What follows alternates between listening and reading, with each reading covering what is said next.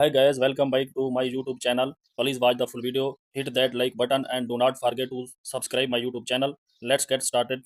Open the Pixel app, click the import button, go to the gallery, select the picture, background remove, eraser color, enable button on, adjust the picture, click the import button, go to the gallery, select the picture, background remove, eraser color, enable button on,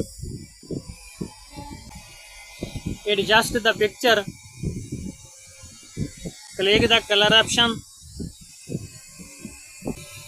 change the color,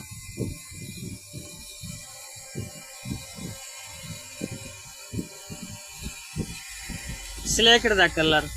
Please like the video and subscribe the channel.